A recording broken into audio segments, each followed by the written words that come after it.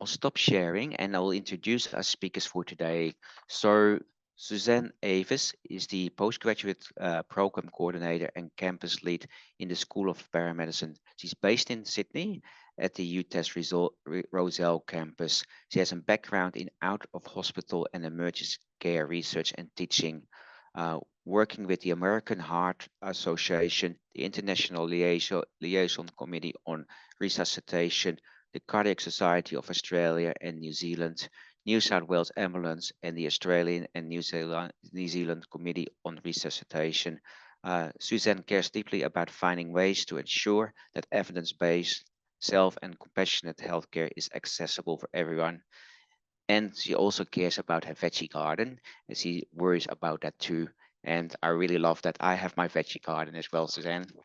And I also would like to introduce Chris Mullen, who is based in Tasmania. He's a seasoned healthcare professional with over 20 years in ambulance services and paramedicine, holding a master's degree in paramedicine critical care. He excels at a intensive care flight paramedic and has a solid background in ground-based critical care. At the University of Tasmania, Chris advances the field by developing cutting-edge curricula and mentoring future paramedics. His work in simulation-based education and evidence-based practice ensures that students are well prepared for real-world settings, reflecting his commitment to both practical and academic excellence. Welcome, Bout.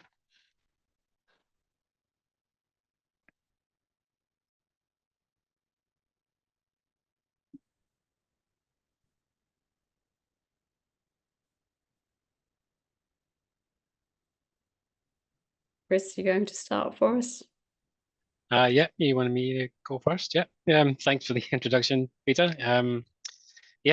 Firstly, I'll share my screen first anyway, but iterate your points regarding the advanced practice ethos. Sure.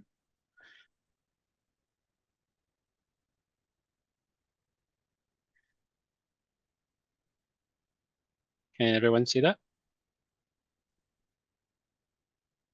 Yeah. Yep, cool. Great. Yeah, so this is the part of the advanced practice qualification with the specialization in critical care. I'm really excited to bring this to you in a real contemporary and evidence-based approach to critical care and retrieval. They're thinking of it a little bit differently and getting people to integrate and being functional in a critical care space or critical care teams. For the acknowledgement of country, I acknowledge the Palawa and Pakana people of Latarita, Tasmania and the Gadigal people of Sydney, the traditional owners and custodians of the land which we live and work. We pay respects to elders, past and present, as the knowledge holders and sharers. We honour their strong cultures and knowledges and vital to the self-determination, well-being and strength of their communities. We stand for a future that proudly respects and acknowledges Aboriginal perspectives, culture, language and history. But for the advanced practice postgraduate qualification, it has been developed in line with the university ethos of building on leadership and critical thinking skills that you may have already developed in your clinical field, but with a strong influence on the requirements of the evolving landscape of healthcare and healthcare systems. The university is very in tune with the demands of healthcare and the current healthcare climate. So for the development of the advanced practice postgraduate qualification, it has been designed in collaboration with subject matter experts in the respective fields and with an astute awareness of the cross-pollination of disciplines that enhances patient care and enforces the patient-centered approach to healthcare. So the advanced practice with specialization in critical care and retrieval embodies the 4 pillars of advanced clinical practice in terms of clinical expertise, having the knowledge and skills and behaviors to form part of a critical care service. Leadership, having the knowledge, skills and behaviors to lead or fulfill and management duties. Research, have the knowledge, skills and behaviors to use contemporary evidence to inform practice and improve service delivery. But education as well, having the knowledge and skills and behaviors to promote and enable effective learning in the workplace. So advanced practice then by definition aims to create the foundations of a multidisciplinary workforce where, regardless of the professional background of the healthcare professional, the patient receives the same level of care if treated by a junior doctor, nurse or paramedic. Therefore, it's reasonable to determine that the perceived professional boundaries separating healthcare providers in the critical care setting, whether out of hospital or in hospital, overlap when considering the higher competencies in emergency or critical care are associated with improved quality of care. So it's in that light that critical care and retrieval specialisation was developed or is developed, whether out of hospital expertise merges with the in-hospital expertise of the emergency department and the intensive care unit to provide a level of patient-centred critical care that is contemporary, evidence-based, accurate, and seamlessly integrates into the healthcare systems. With a growing demand for critical care expertise in the out-of-hospital field, such as the aeromedical and retrieval space, ground-based critical transport service, or critical care provisions in remote locations, the advanced practitioner can integrate and perform to a high degree within any critical care service team or in an autonomous clinical practice. In the aeromedical and retrieval setting, specific roles and team configurations provides the delivery of patient care that can emulate that of specific intensive care capabilities, pre-hospital anesthesia or ventilation, for example, or the administration of blood products or the ability to circumnavigate access to healthcare systems with direct access to theatre, ICU, or specific definitive care facilities. The retrieval of critical care patients by means of ground transport allow the continuation of patients' critical care journey from facility to facility, maintaining the level of care, maintenance or interventions, or even escalation of critical care, the initiation or maintenance of ECMO, for example, or safe transportation of ventilated patients, intubated or on multiple infusions. Or there may just be an appetite for advancing knowledge, expertise, skill, and leadership to inform, promote, and progress critical care practice in the out-of-hospital arena in jurisdictional healthcare services. But the philosophy that guides the development of critical care and retrieval embodies the objectives and core of the specialisation. It does consider the development and provision of a more robust, contemporary and comprehensive postgraduate education in critical care and retrieval, producing a clinician that will have exceptional knowledge and understanding to function autonomously at a high clinical level, providing exceptional leadership and collaborative approaches to delivering critical care, and allowing the clinician to function in a critical care service, whether in an aeromedical or critical care retrieval team, critical care transport, or in a remote clinic or region environment, but emphasises the importance of teamwork and collaboration that can lead to an effective and efficient patient care. But it also integrates the best available research evidence and clinical expertise and patient values to make decisions about patient care, and encourages the use of the most current and relevant research findings to guide practice.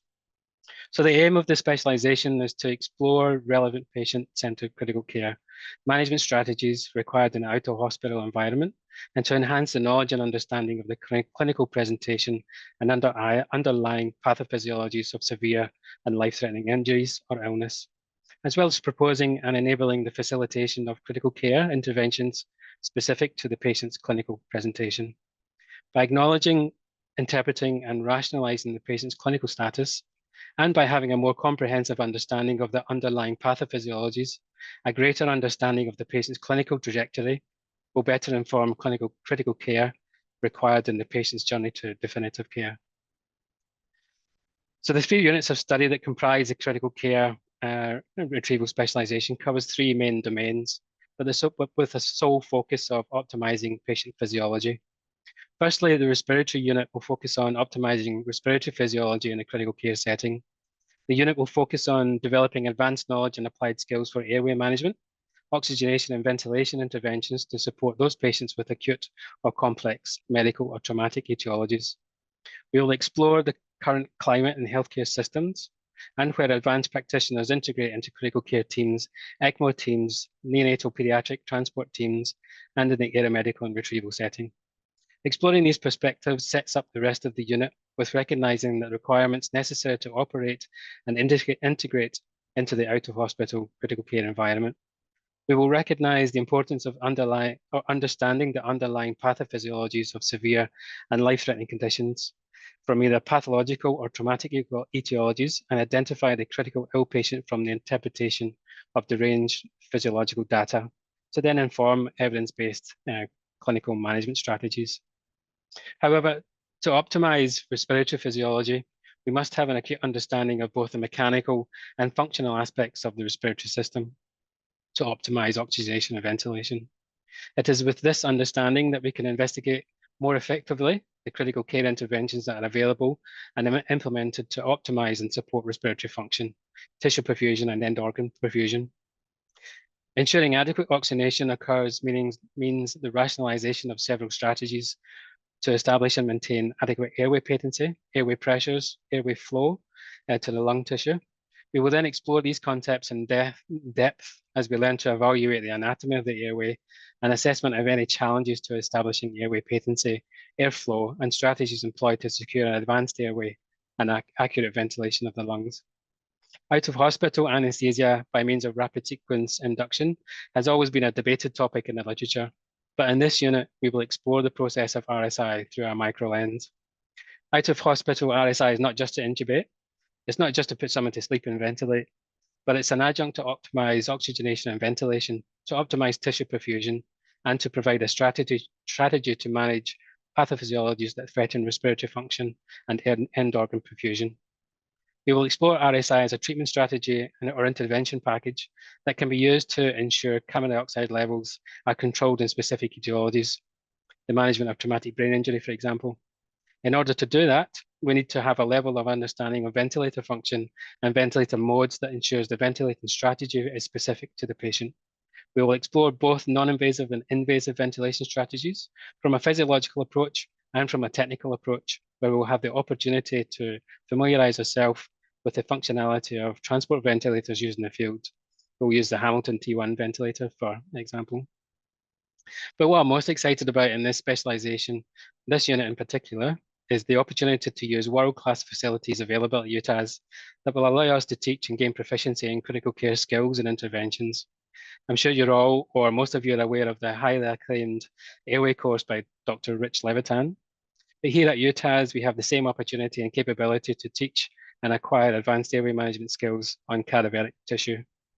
This unique and world-class teaching modality will provide real exposure to advanced airway management, laryngoscopy, and endotracheal intubation, as well as the opportunity to experience failed airway procedures, including the establishment of surgical airways. In that respect, in order to optimize oxygenation and ventilation, and for the ability to treat specific life-threatening interventions by surgical means, we'll also acquire the skill of finger thoracostomy and the management of tension pneumothorax. With the assistance of the teaching faculty who are experts in their field, we will also demonstrate resuscitative thoracotomy in the rare but potential event that you may be part of a critical care team that are capable of performing such an intervention. By no means is this to teach proficiency, but an amazing opportunity to teach the clinical and critical rationale in the management of some specific life-threatening events, but also facilitates the best anatomy and physiology lesson you'll ever experience and demonstrates an intricate look at the lung anatomy, structure, and the vulnerability of the respiratory system. Such an experience will then help rationalize and gain perspective on other critical care interventions that you'll be exposed to in the field, such as ECMO. ECMO is an exciting intervention that's gained more interest globally and locally here in Australia, particularly in ICU, the retrieval field, and more recently in the out-of-hospital arena. With the guidance of subject matter experts in ECMO, we will explore the application and its benefits to support and optimize physiology when the respiratory system fails, but also when the cardiovascular system has failed. We will also explore how to establish invasive monitoring of the cardiovascular function and use the data acquired to help direct management strategies. Cardiovascular function, or optimization of perfusion physiology, is the focus of the Unit 2 of the specialization. Progressing from the principles of respiratory physiology from the first unit and ensuring oxygenation and ventilation is optimized, the second unit will then explore treatment and management strategies to optimize perfusion physiology. The principle of this unit to gain knowledge and understanding of hemodynamic monitoring and interventions can be used to support cardiovascular function and end organ perfusion. Consistent with the Unit 1 and the guiding philosophy of the specialization, having an in-depth understanding of the perfusion pathophysiology will help guide critical decisions and management strategies and clinical trajectory. Unit 2 will define shock and threats to hemodynamics, but will explore the role and importance of invasive and non-invasive monitoring, as well as clinical data acquisition. The accurate interpretation of which will guide clinical decisions and management more accurately, and of what is expected in the critical care field.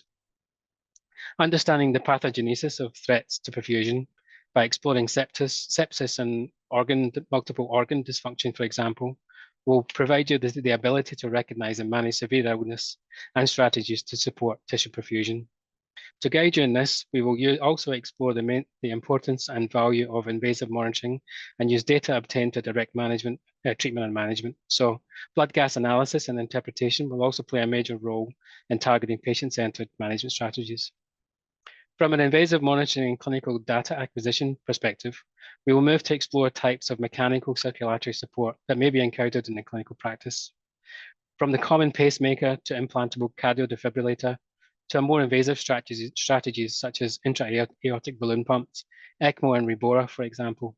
The latter may be extreme and rare, but you may be part of a critical care team that has the capability of delivering such interventions. The Victorian ECMO service, for example, or if you're in London, Rebora or different trauma systems.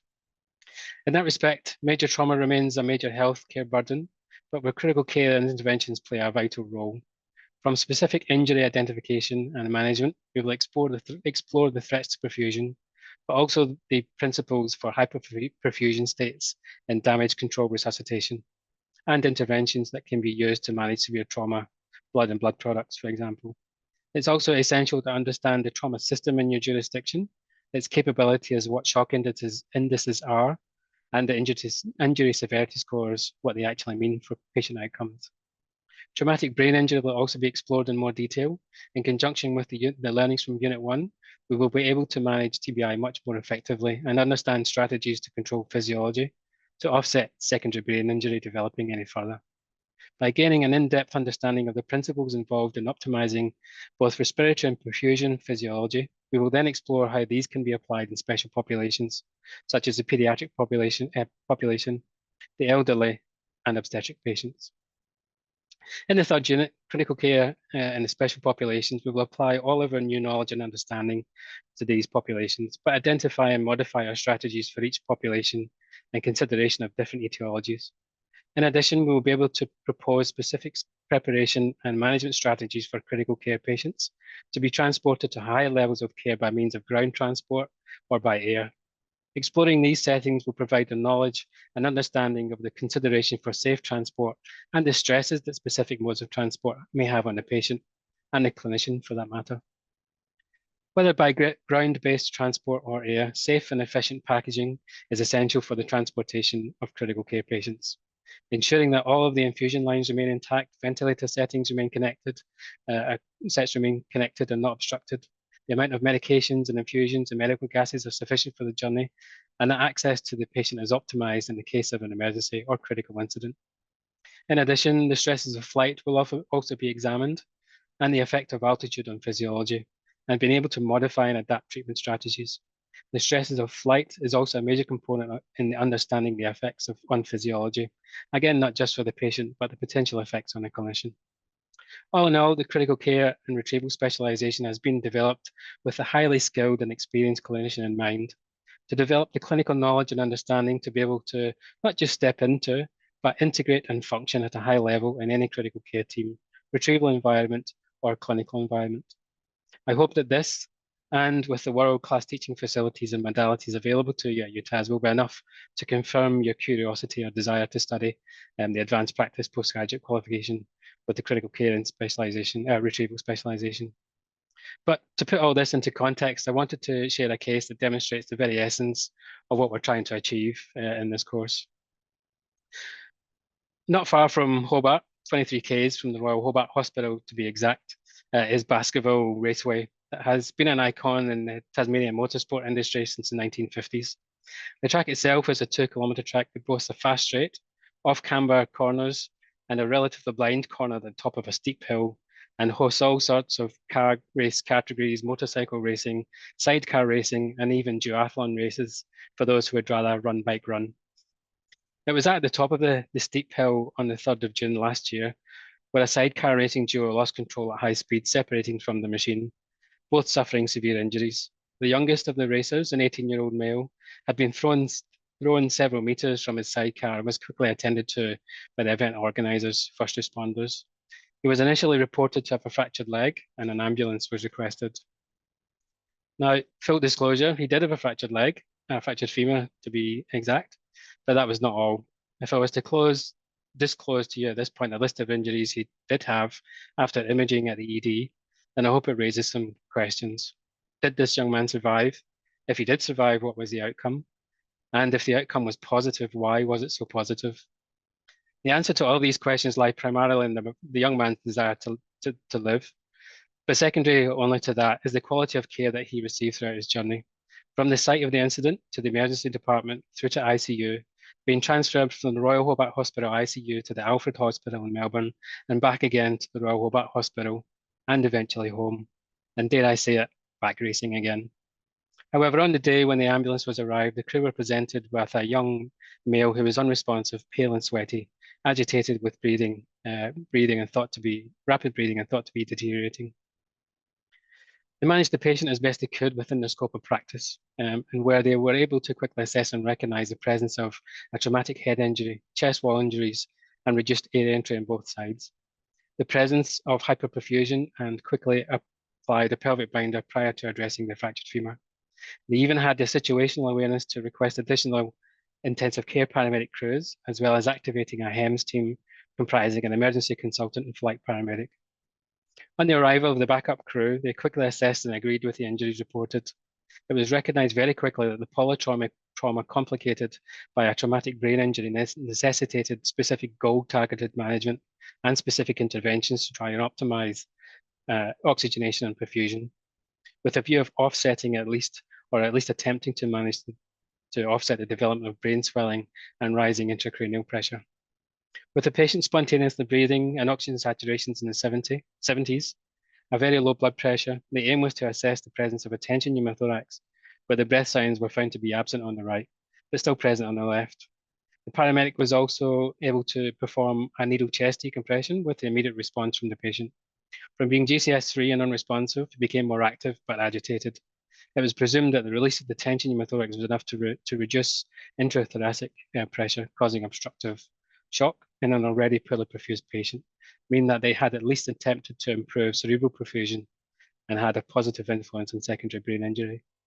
It was noted that after a few minutes, blood was seen escaping from the chest decompression cannula, indicating the presence of a right pneumothorax. Knowing that the HEMS team arrival was imminent, a major factor in the outcome of this patient was the seamless integration of teams and individuals. It was evident that the level of care required for this patient required escalation to that expected of the emergency department and critical care. The intensive care paramedic crews embraced their leadership role and prepared the team for the escalation of care that needed to occur for this patient. And having the knowledge of the clinical expertise and interventions available for HEMS was crucial in the preparatory steps taken for the arrival. The patient required RSI to establish a secure airway and to optimize oxygenation and ventilation to attempt to control the developing brain swelling. In addition, the patient required bilateral finger thoracostomies to relieve both the pneumothorax and hemothorax on the right, and as a step to manage the potential development for a tension pneumothorax on the left, given that the patient was going to be positively pressure ventilated. The patient would also receive blood, so all access points had to be secure, patent, and reliable for any fluid challenge or resuscitation. All of these skills are high acuity and relatively low occurrence, with exposure to the paramedics crew is very limited. The preparatory steps were not just from a clinical perspective, but also from a human factors point of view, by mentally sharing and preparing them for the next steps in the escalation. On the arrival of the HEMS team, they quickly integrated into the scene, continued to manage the management of the patient, but the doctor successfully quickly assessed the patient and agreed on this management strategy and proceeded to step into the very drilled and practiced procedure for scene management, their equipment preparation, and patient preparation and optimization. Aided by the checklist, they managed to slow the pace of the case to what seemed a very controlled but still high acuity, high stakes process of establishing critical care interventions to optimize the patient's physiology as best they could prior to induction. The patient was intubated quickly using video laryngoscope, was positively pressure ventilated, finger thoracostomies were performed, where at least 1 liter of blood was evacuated from the right side and a chest drain secured in place. Packed red blood cells were rapidly pushed to establish targeted blood pressures and acknowledgement of the TBI. The patient was then transported in a critical condition to the Royal Hobart Hospital, some 15 to 20 minutes from the scene. The patient then was received by the Royal Hobart Hospital Emergency Department, where further attempts to stabilise and acquisition of imaging to further direct management. The patient was then admitted to intensive care under the management of the trauma service, where they tried further to stabilise and control the underlying pathophysiologies of TBI and chest injuries. However, due to the extent of the injuries of the lungs and persistent states of hypoxemia, they were unable to fully control the patient's carbon dioxide levels and the effect on intracranial pressure. The decision was then made to transfer him to the Alfred in Melbourne for the management.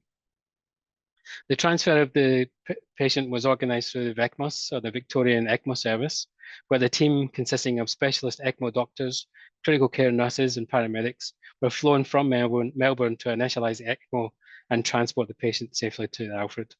ECMO was deemed the only way to control the extension of the brain injury by removing the carbon dioxide and correcting hypoxemia and acidosis due to the pathophysiology of the lungs. After spending some time in the Alfred or ICU on veno-venous ECMO, the patient responded well to the management strategy and was eventually taken off ECMO and transferred back into the care of the Royal Hobart Trauma Service rehabilitation ward on the 17th of July.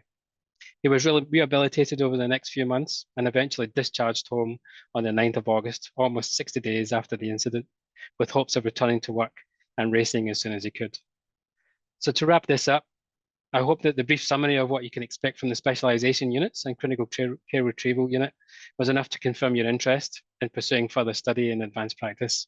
I also hope that contextualising the application of all the aims and goals of the degree was demonstrated by the level of care and outcomes that are possible when highly skilled and educated clinicians come together to form high-performing teams that can integrate seamlessly into healthcare systems and have such a rewarding and positive influence on someone's life.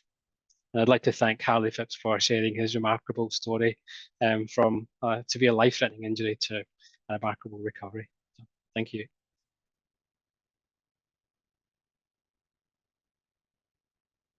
Stop sharing. Thank you, Chris.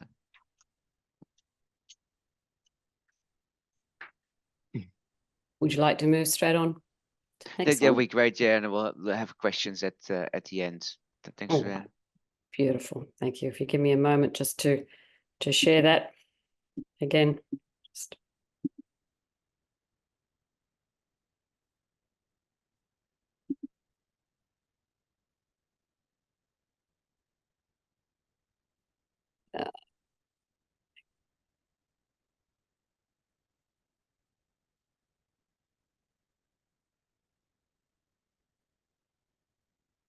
Move that. If you could just let me know, is that what version that's up there? Is that? So we can see the first slide. Yep, that's great. Yep. Okay then. All right. So let's go. I'm just sorry. Let me just go back one if I can. I'm sorry.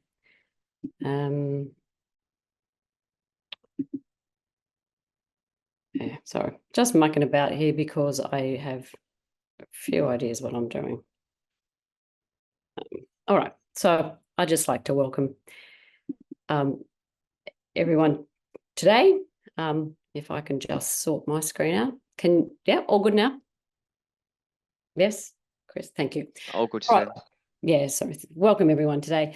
I'd first of all like to thank Chris for his wonderful explanation of the complexities of trauma care and how an interprofessional approach to that is exactly what we need.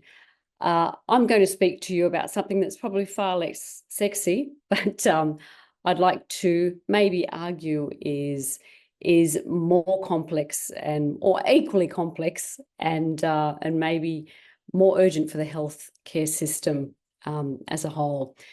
So I'm going to talk about a specialisation that our partner specialisation from the School of Paramedicine, which is community and urgent care specialisation. And we have a particular focus on interprofessional teamwork in regional and rural areas. and how we best change things for the community. Yeah, so we'll head on there. I will use a case study all the way through, and if there are any questions at the end about the structure of the unit or the structure of the specialisation, I'm happy to answer them then. So let's go. I'd also like to acknowledge the Gadigal people of the Eora Nation in Sydney, which is where I'm presenting from today, and thank Chris and Peter for their previous acknowledgement. I'd maybe like to add that we have a particular onus responsibility for the health of our Indigenous peoples, and again, especially when it comes to primary health care in regional and remote areas. We have much work to do, I feel. I'm going to start with a case study and a woman called Helen. Now, Helen is she's no particular person, but she's certainly drawn from a number of cases put together, and her fictional place is also drawn from a lot of experiences that we've had. So she's an amalgam, but hopefully she'll help us understand the complexities. Yeah. The first thing I'm going to talk about is that the concerns that we're going to talk about today are not new. They're well and truly known, and it's the solution that's the biggest problem. We've known this for some time, and in the recent couple of years, both at a Commonwealth and a state level, it's become a more and more urgent problem. The inequities of healthcare the gap is becoming larger. We are a wealthy nation and a privileged nation, but access to healthcare is certainly not equal across all peoples and across all geographies. These are the sorts of reports that have just come out and where we've drawn our content for these units from. So the first one was in 2022. This was a parliamentary inquiry, a Commonwealth parliamentary inquiry, and you may all well be familiar with this. But the important bits, and I've pulled out some of the findings from here, the important bits that are driving the philosophy behind this specialisation, I've got there in red. So they found, first of all, that right across Australia, that rural, regional and remote patients have significantly poorer health outcomes, greater incidence of chronic disease and greater proportion of premature deaths. They found that this comes from an inferior access to health and hospital services, again, especially in remote areas, that those residents face significant financial challenges to try and, in all sorts of things, but especially in their healthcare. And that despite the best of intents, that healthcare professionals across allied health and medical and nursing are significantly under-resourced in regional areas. None of it probably coming as a surprise to anybody. And this is the 2022 report. Following on that came another Commonwealth report, the Strengthening Medicare Task Force report, and it looked at those same problems that came out of the parliamentary inquiry and came up with some recommendations, a few of which I've grabbed here, again, to have us thinking carefully about where we're going with this unit. So they found and they recommended that we start thinking differently about primary care in regional and remote areas, and that we start looking at supporting multidisciplinary teams so we can respond to local need, and that we need to start empowering all team members and across all professions to work together and to work to their full scope of practice. Yep.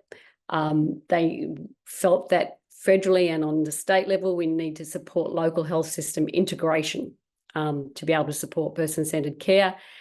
And they mentioned specifically allied health and paramedicine and nursing and medicine, and found that there is a desperate lack of integration across healthcare. And they recommended also that we increase commissioning of allied health and nursing services by local primary health networks, because we have, as I'm sure you're all aware, a desperate shortage of medical and nursing staff, especially regionally and remote. And whilst there are also recommendations to look at how we improve that, they're long-term things, and there is an immediate and urgent need to do something now. So, and that came out of the Medicare Task Force report. Following on from those recommendations, and we've got another review which is currently underway. It's called Unleashing the Potential of Our Health Workforce Review. It's a federal one. It's mostly known as the McCormack Review. Now, that's due at the end of this year to come out with its findings, but there's been a couple of issues papers released from there. And I've taken some of the insights that they've shared in their second issues paper. And if you have a look on the screen there, there's something that they've found out again is that our primary care workforce just has to be integrated and expanded. And we've gotten to the stage now where we need to look at who is the best to be able, and the most available and the most accessible to deliver primary health care. Yeah, it's, the ideal of having a well-staffed GP clinic in every small town is not something that's realistic. And they're looking at how do we extend scopes of practice? How do we integrate care? How do we integrate this with virtual care across all health professionals? So some of their insights were that, first of all, that there's a great lack of interprofessional education and training. And stakeholders all considered that we needed to have a better consistency in interprofessional education and multi-professional learning, especially in primary care. So here's something we're going to, we'll be addressing in these specialty units. They also found that trust amongst team members was frequently highlighted as essential for primary care teams. And that can only be built, again, from learning together and learning and breaking down, I guess, professional guarding and professional barriers and working together for the good of a community. We just don't have the healthcare workforce out there at the moment. Yeah. They also found, and this is a really important thing, that they support, so all the community stakeholders support that we deliver primary care by multidisciplinary teams comprised of the health professionals who will meet that and who are available. Yeah, it's quite a game changer. We spent many years trying to work out how to have GP practices staffed and set up, and there's a completely different approach being taken now. And this is what these units are about. So here's our story. And here she is. So this is Helen. Helen's 53 years old. Okay. Helen has type 2 diabetes, which was diagnosed 2 years ago, or 8 years ago, I should say. She's been prescribed metformin, which she takes irregularly. So she's, as we like to say, she's non-adherent or non-compliant, or those sorts of words, mostly because there's no pharmacy in the town that she lives in. Yeah. On her last GP visit, which was about 6 months ago, the GP discussed starting her on combination therapy for her diabetes because of her cardiovascular risk profile. So she has a history of family history of cardiovascular disease, and she has hypertension at the moment. So he let her know that. She hasn't been back to the GP since then. Yeah, and we'll learn why. Helen's also a regular smoker, but she's doing her very best to cut down with no support. Her diet is less than optimal. Fresh fruit and veg, they're expensive, and they're not always available in the town that she lives. And she's exhausted. Yeah, and preparing foods while working casually is tough. She's also suspects she's perimenopausal, but she's not discussed this with any health professionals at all. So she's just bearing up under that. What's her context? She's got tenuous casual employment in a local town. She works in the local pub. She's got no education past year 10. She sometimes works in the local golf club, but it's casual. She was divorced 5 years ago and is the sole supporter of her 2 teenage boys. She's got a car, which is important out here. However, it's not reliable, and she doesn't have family living nearby. So it's a reasonably, again, Helen is not an atypical person in these things. Where does Helen live? Well, Helen lives in my wonderful fictional town called Wilmore, which we put in the far west of New South Wales. And it's got a population around 700 people.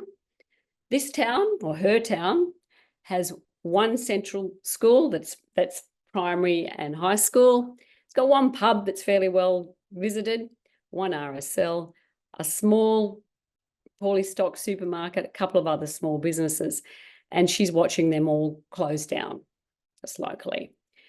There's a police station in the town as well, but it's not permanently staffed. So it's a fairly typical town in far west New South Wales.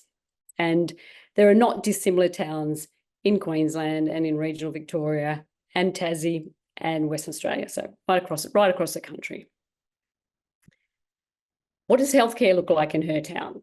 Well, her town of Wilmore, it has one MPS, one multi-purpose centre that has one emergency bed, 2 acute beds that they use to cover gen med, respite and palliative care for those 2 beds. And they've got 10 residential aged care beds. So that's a reasonably typical structure for an MPS in remote New South Wales. At any one time, the staffing of the MPS consists of 1 RN, 2 ENs, 3 INs, and some support staff. So there's some admin cleaning staff there as well. The MPS does have a clinic space for a GP, but they don't have a permanent GP there in the town. At this stage, that clinic is staffed by a GP who comes out every 2 weeks for about 4 hours, but he is booked out many, many months ahead. The nearest hospital to Wilmore is over 200 kilometres away, and it doesn't have lots of specialty things. It doesn't have 24-hour cath labs. It doesn't have a lot of services, but it's her nearest hospital. Her town, Wilmore, doesn't have a pharmacy. It doesn't have a dentist. It has no allied health services, and there's certainly no GP practice in town. There is an ambulance station that's attached to the MPS, and at any one stage is 1 crew on, and that crew consists of 2 paramedics who are on 24 hours. So there is a paramedic crew on 24 hours, not the same one, obviously. However, they are often not in town, okay, because they're often transporting to hospitals or seeing cases outside of town. So there's often no coverage out of town. So there's her context. There's Helen's life. Yeah. And here's our case. So it's 8 p.m. on a Tuesday evening. Helen's come home from work. The kids are home from school. She feels unwell. She's just generically unwell, but she's got a severe headache.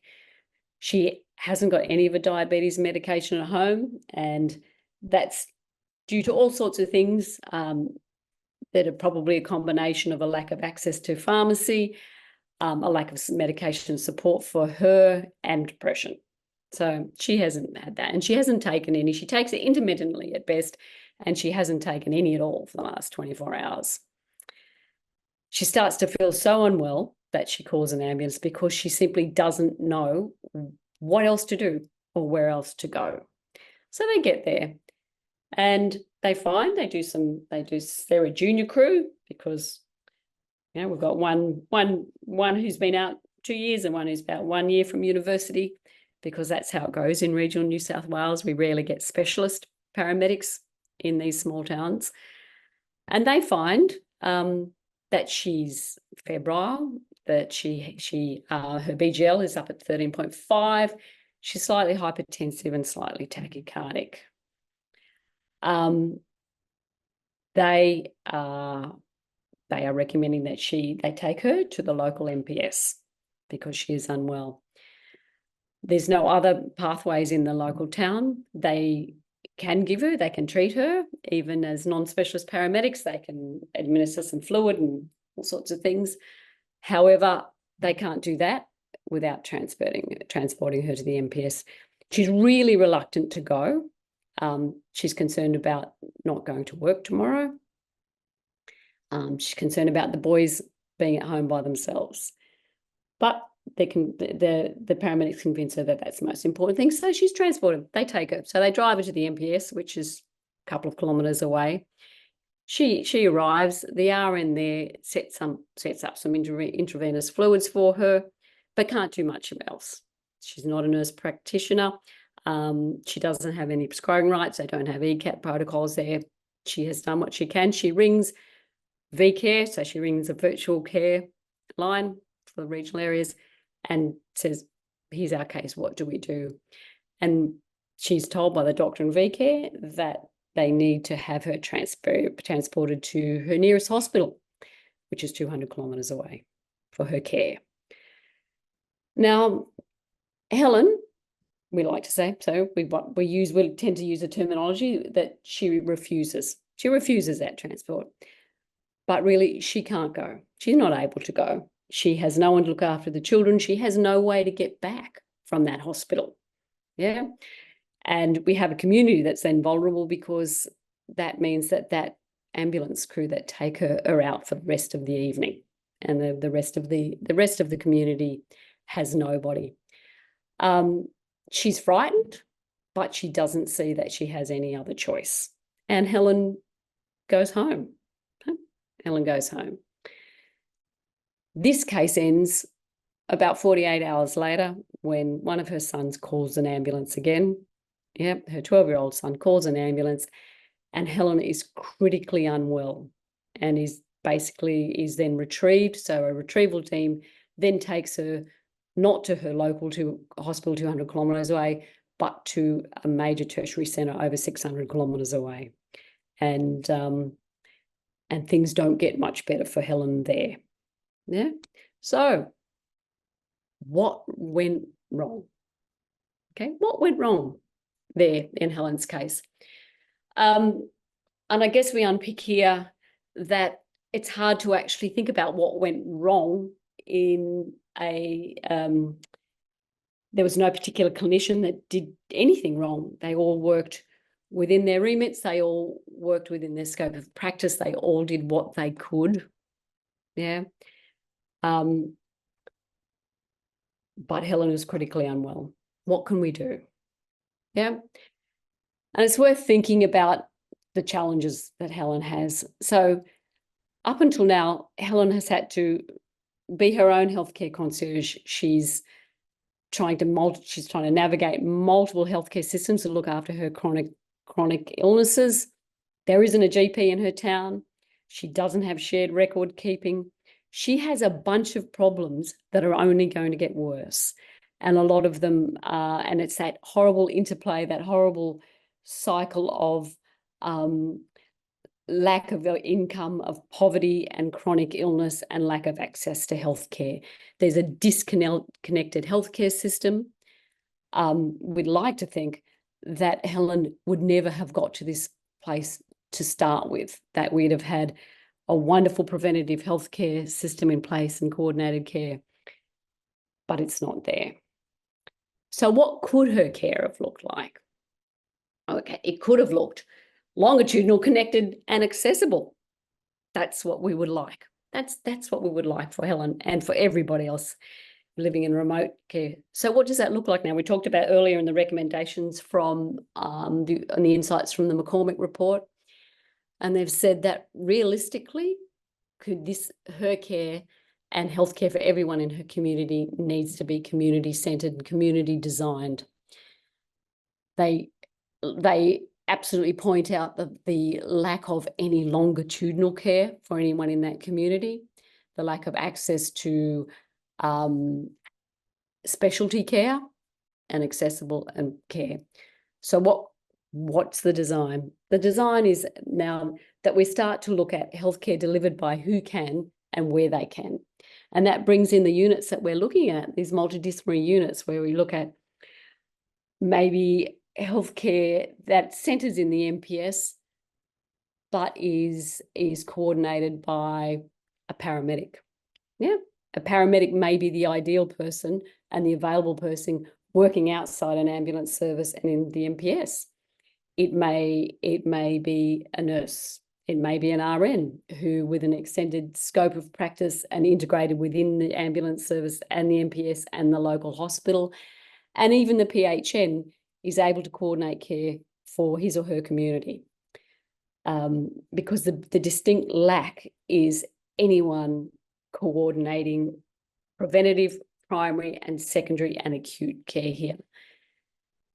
We need to start thinking about breaking down, like I said, professional guarding and professional barriers and allowing everyone to work together. I know here in New South Wales, we have a couple of projects where New South Wales Health is starting to work out ways to have other people working in acute care centres, others than doctors and nurses working in acute care centres and in emergency departments, as a pilot to see how we do this better in areas of need.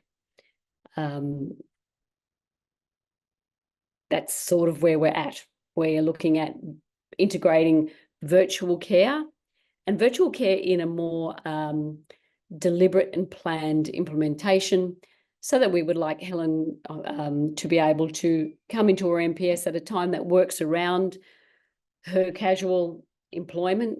That's critical for her, where she can have counselling support and access to women's health care and have her diabetes managed virtually and have medication management and have someone actually integrate all that care for her.